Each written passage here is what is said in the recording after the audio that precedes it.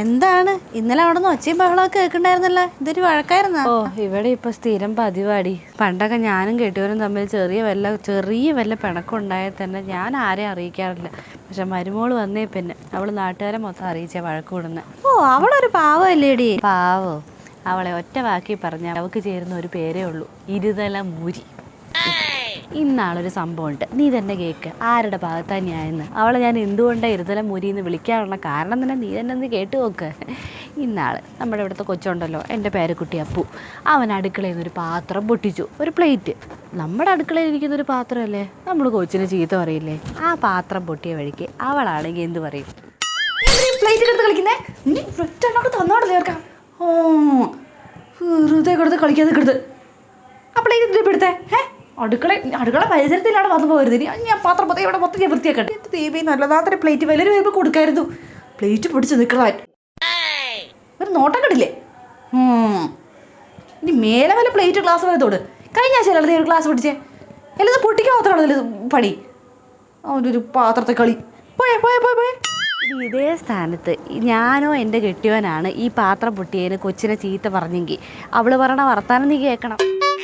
എന്ത് തമ്പുരാനേ, ഞാൻ നോക്കി വെച്ചേക്കുന്ന പാത്രം ആകട്ടെ കാത്ത് സൂക്ഷിച്ച് വെച്ചേക്കുന്നത്. നിനക്ക് എന്നത്ര കൊച്ചെ ഈ അടുക്കളയിൽ കിടന്ന് കടിക്കുന്നേ?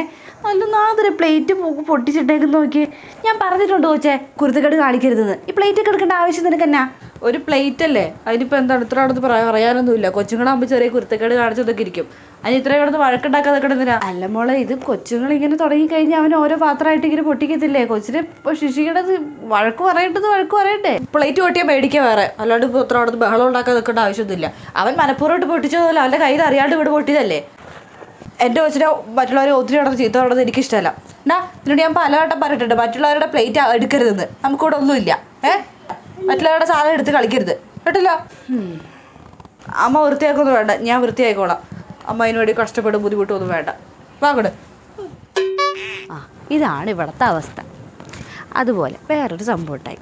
ഞാനും എൻ്റെ കെട്ടിയവരും പകൽ മുഴുവൻ നല്ലോണം പണിയുണ്ട്. പണിയുണ്ട്. വൈകുന്നേരം ആകുമ്പോൾ എല്ലാവരും വീട്ടിലുള്ളതല്ലടി നമ്മൾ ഇത്തിരി സീരിയൽ കാണാൻ വേണ്ടി ഇരിക്കും. കുറച്ച് നേരം, അധികം നേരമൊന്നുമില്ല, ഒരു 7 മണി തൊട്ട് 10 മണി വരെ. അത്രയും നേരം സീരിയൽ കാണാതിരിക്കുള്ളൂ.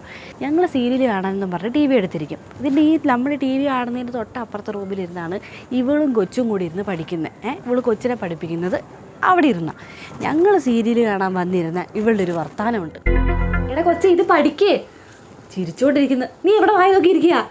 അതെങ്ങനെയോ വൈകുന്നേരം 7 മണിയാകുമ്പോൾ തുടങ്ങും ഇവിടെ സീരിയൽ കാണൽ. കൊച്ചു പഠിക്കുന്ന സമയത്ത് അവിടെ സീരിയൽ കാണലും ബഹളമൊക്കെ. അല്ലാത്ത സമയത്ത് ഒന്നും ഇവിടെ ആർക്കും ഒന്നും കാണണ്ട.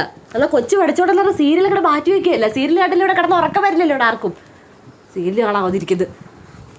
കൊച്ചുങ്ങൾ പഠിക്കുന്ന സമയത്ത് സീരിയൽ കാണാതിരിക്കുക. ആരോട് പറയാനോ അതൊക്കെ? നമുക്കെന്താ പിന്നെ TV ഓഫ് ചെയ്യട്ടാ? വെറുതെ ഇന്നലെ അവള് വെറുതെ വഴക്കുണ്ടാക്കി ഇന്നൊരു പ്രശ്നം ഉണ്ടാക്കണ്ട, സമാധാനക്കേടാ. ഞാൻ TV ഓഫ് ചെയ്യാം. പിന്നെ വല്ലതും കാണാം. ഇതേ സമയത്ത് ഈ കൊച്ചിനെ എന്നെ പഠിപ്പിച്ചോണ്ട് ഇതേ സമയത്ത് ഇവളെന്താ ചെയ്യുന്നേ? എന്താടാ? എന്താന്ന് നിനക്കൂടെ ബുക്കിലൂടെ എഴുതി തന്നിട്ടില്ല? അതങ്ങോട്ട് നോക്കി പഠിച്ചാൽ പോരെ? എന്തിനാ നീ എന്നോട് ചോദിക്കണേ? അത് നോക്കി ഇരുന്ന് പഠിക്കങ്ങോട്ട്.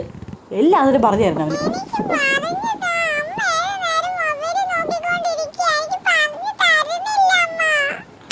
ഓ, അവള് കണ്ട വീഡിയോ ഒക്കെ കണ്ട് മൊബൈലിൽ കുത്തിയിരിക്കുന്നു. അവൾക്ക് ചെയ്യാം, ഞങ്ങൾക്ക് ചെയ്യാൻ പറ്റില്ല. അതുപോലെ വേറൊരു സംഭവം ഉണ്ടായി. നിന്നോടായതുകൊണ്ട് ഞാൻ പറയുക കേട്ടോ, ഇത് പുറത്ത് പറയാൻ പറ്റില്ല. എൻ്റെ മോനുണ്ടല്ലോ, അവൻ 2 ദിവസം മുന്നേ നല്ലോണം വെള്ളം അടിച്ചുകൊണ്ട് വന്നു. നല്ല രീതിയിൽ കള്ളു കുടിച്ചുകൊണ്ട് വന്ന് അവളെന്തോ പറഞ്ഞ് 2-3 പറഞ്ഞ് അവളെ കയറി അവൻ തല്ലി. ചവിട്ടത്തേക്ക് നല്ലൊരു അടി കൊടുത്തു. ഞാൻ അതിയാനും കൂടെ ഓടി വന്ന് അവനെ അങ്ങ് ചീത്ത പറഞ്ഞു.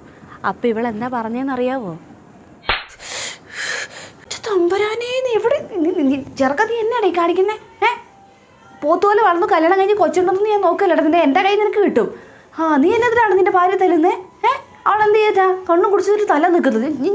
ഞങ്ങളുടെ ഭാര്യയും ഭർത്താവും തമ്മിൽ പല പ്രശ്നങ്ങളും ഉണ്ടായെന്ന് വരും. അത് വേറെ ആരും ഇടപെടേണ്ട ആവശ്യമൊന്നുമില്ല. അല്ല മോളെ, നിന്നെ തല്ലുന്ന കണ്ട് അവൻ എൻ്റെ മോനല്ലേ, അവനങ്ങനെ ചെയ്യാൻ പാടില്ല. അതും എൻ്റെ അറിയാണ്ട് വെള്ളം അടിച്ചേക്കല്ലേ. ബോധം ഉണ്ടെങ്കിൽ ഏട്ടനെങ്കിലും ചെയ്യില്ല. അറിയാണ്ട് പറ്റിപ്പോയാൽ ഞാനും ഏട്ടനും തമ്മിലുള്ള കാര്യമാണ്. ഭാര്യ ഭർത്താക്കന്മാരാകുമ്പോൾ പല പ്രശ്നമുണ്ടാവും. അതിൽ വേറെ മൂന്നാമത് ഒരാൾ ഇടപെടേണ്ട ആവശ്യമൊന്നുമില്ല.